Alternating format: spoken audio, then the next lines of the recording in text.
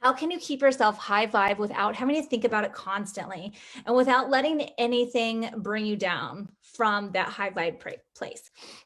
So there's a couple, this is like something that you can't just do overnight. Like this takes practice and this takes work. Meaning that we can all disassociate. Like a lot of times what I find is that Reiki practitioners become really good at like disassociating from their traumas and their 3D real world problems, and then just kind of go way out here and then become like love and light. There's nothing else. And it's like, no, actually we live in a 3D reality and this shit does happen, right? So we kind of have to have this balance in our world of that. How can I see what's going on around me and not let it emotionally deter me from the path that I'm on? And the real way that you can start doing that is by really working on your own internal stuff. So this is a lot of the childhood wounding that's happened in your past. Anything that you've suppressed needs to have some movement in. Like when we can start bringing awareness to our triggers, to how we're reacting, instead of really, it's like giving yourself permission to have some space to pause before you react to the situation around you. So what I mean by that is that we're cause over effect. So if we have someone who comes into our world and they're triggering us, we're getting upset, is that because of the thing that's coming at us from them? Or is it because it's reminding us of our own trauma that we've experienced in our life?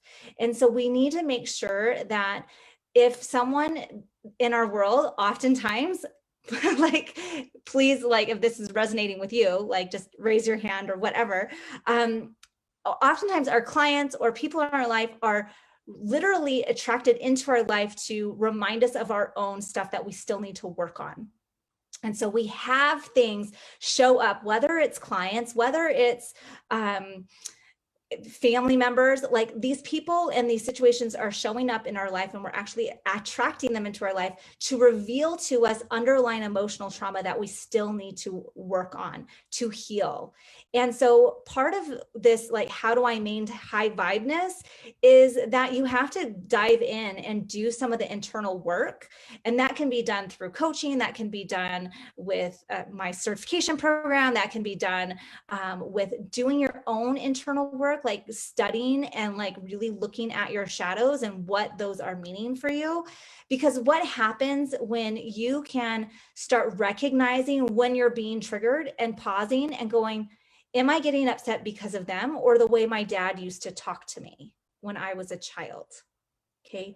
When you can go, this has nothing to do with what they're saying. They're angry and upset for whatever reason is actually their stuff. And my response and my trigger is my stuff. And so when you can take responsibility of your own stuff, then you're going to start moving into a more of being able to maintain that high vibeness, because you're going to be like, oh, that's just my old stuff, rather than I'm upset with this person. And so giving yourself some space and grace to do the healing work is key. And knowing that it's not like an overnight thing. Like I've spent years working on myself. Like I've hit my rock bottoms. I've had a past that, like, I think it was about 6 years ago, I hit my rock bottom. I was suicidal.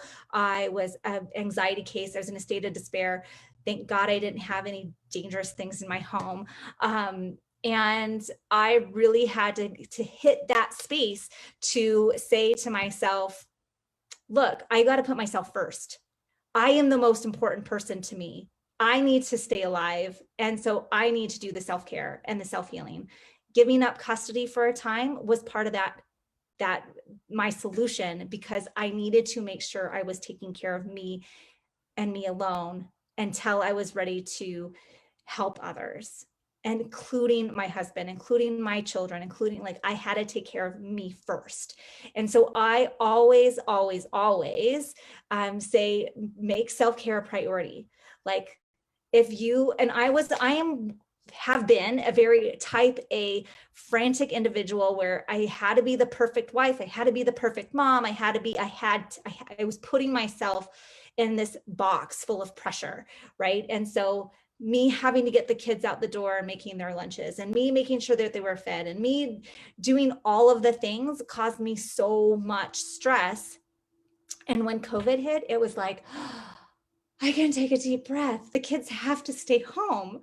And guess what? I meditate every morning, and I write in my journal, and I do all these things. And guess what? They now have a way cooler, better mom because of it. Right?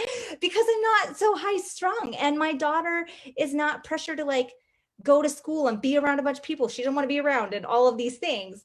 And so like, part of it is just feeling into that gratitude of what you have and what you can appreciate. Is a really good ticket to stay in high vibe. So if you have a gratitude practice, like just for today, be grateful for your many blessings, like, yeah, do that. And in the morning, when you're writing out in your journal, like what would make that day super magical? Like, what are 3 to 5 things that would make super magical that day? And you can write them out. And when you set the intention, that positivity, like all of this goodness is going to come flowing into your life. It's oftentimes those things show up. Like one thing that could be really amazing that happened today, and you can write it down. And then at the end of the day, you reflect back and go like, a lot of damn good things happened today, and I could be appreciative of that. So that, I would say that is, for most of that question, like when it's doing the deep work, finding someone who can help you, guide you through that process if you need help, absolutely.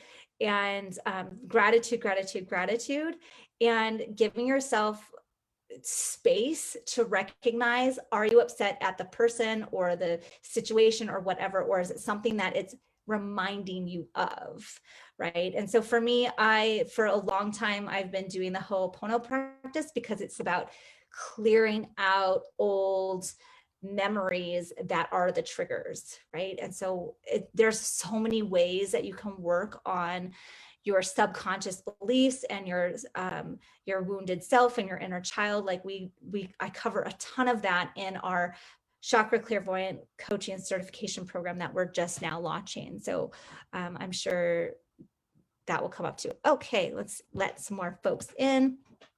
Rebecca asks on Facebook, can or should I still practice Reiki if I'm going through a dark night of the soul? Or should I just lay off? I'm struggling to connect. Oh, sweetheart, always keep doing Reiki. You can't do Reiki wrong. Like, let's put it that way. You can't do Reiki wrong, and it can't do harm. So whatever you can have the capacity to do, even if you don't feel like it's working, having just the intention of like, I ask that my guides come and clean my room and just cleanse whatever needs to be cleansed. I ask my guides that this be gentle. I ask my helpers to show me the light, whatever it may be. Any of that is going to really help you at least have a window of opportunity, a window of seeing that there's a light at the end of the darkness. And so I too, like oftentimes when things are really, really, really hard, this is a really great time to reach out for help and assistance. And I know that piece of just asking for help is hard in and of itself.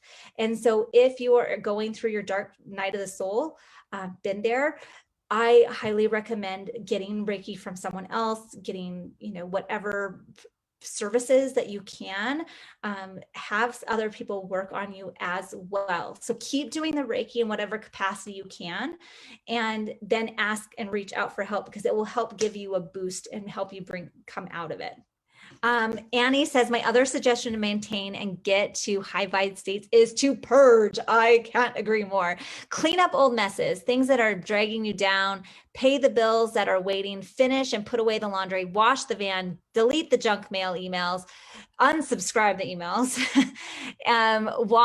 Anything that is low vibration, get it cleaned up, and that will automatically get you into a higher state of vibration. Absolutely. Nancy says absolutely. And part of that, one of the things I love, and I really focus in on this piece in the solar plexus, and usually at the start of any program that I do, is like, get rid of the old clothes that don't fit. The more energy, like your state of well-being what is within is so without, right? So within, so without. So your internal state is your external state. And so if you are having a hard time internally, cleaning up the exterior, like what's in your physical surroundings, can really bring you back into balance. So if that is boxes of stuff that's been hanging around that needs to be dropped off at a donation center, or if that is your Facebook page, like if you are scrolling through and it's like, oh, that's what you feel like every time you jump on Facebook, it's time to do a cleanup. Like if those people are not energetically vibing at your vibration that you want to be in, then it's time to mute them, delete them, excuse them from your presence. And guess what? You get to be in charge of that. Like, and it's okay. I'm giving you all permission to go through your Facebook. If you see something on your scrolling and it's not feeling good, get rid of that person, and it's okay. It's okay. So really notice, like anything that is coming into your perception, you're digesting it energetically. You are bringing that into your presence. So if watching CSI is making you stressed out, then stop watching it, because it's bringing your vibe down. Right? If you when I first got together with my husband, I was watching like some stupid family drama show, right? And my husband was like, well, we weren't married yet, but he was like, I really don't think you should watch that. Like, notice your anxiety, what in you as you watch the show, and at the end, like you obviously are affected by watching television. I'm like, oh my God, you're right. I'm such an empath, and I just soak it all up. And then I'm like this anxiety basket case. And so you can really like start to notice and bring in the awareness of what activities you're doing brings you into a higher state of vibration, and what brings you into a lower state of vibration. And there's not anything wrong with knowing what's going on in the world, but there is something about like, all you're doing is watching CNN or Fox News or whatever it may be, and just absorbing all of the negativity, because news is set up to dramatize and bring in the negative energy. Like it's negative, right? And so, it's like spend 2 minutes, scroll through the headlines, and that's it. Like you don't need to dive in deep to have an idea of what's going on in the world. So, think about frequency, like your radio station. What frequency are you tuning into? And so if you know that your, I feel like your mojo, if it's jazz, and that's what you love to like tune into, and that's your vibration, notice what happens when your kid turns on the hip hop station, right? It's out of frequency, it's out of alignment. And so you either need to switch gears and be on their frequency, or they got to switch to yours, or it's going to sound messy. And so you kind of, just by having the awareness of like, when are you changing your dial to meet someone else's, or are you the dominant sound frequency and you're bringing people up to your level? So just having that frequency of going, this is the station I'm on the station of procrastination. And I need to turn the dial to get motivated, whatever it may be. So noticing your emotions and the frequency that you're emitting to can really start help you having an awareness of, when I walk into this room or when I go to this store or whatever it might be, how is your frequency changing by the situation, by the environment, by the people that you're talking to?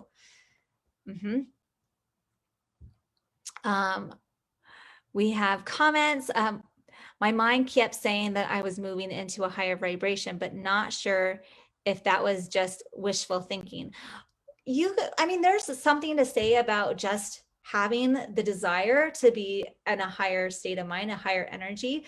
But to me, when I'm high vibing, it means that no one else can affect me. My emotional state is solid. So it doesn't matter if someone put something hurtful on Facebook, or if I get an email in, or if the dishwasher breaks and I need to call a repairman. It doesn't matter, because I'm solid in my own vibration, it doesn't necessarily mean that I'm talking with the angels, right?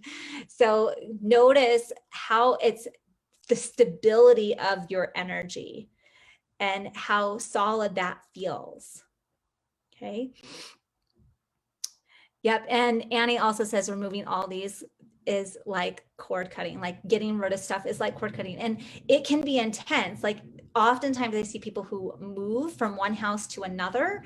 They're also going through and processing so much old stuff that you really want to take the time to process it, because if you do it too fast, it can actually trigger health issues.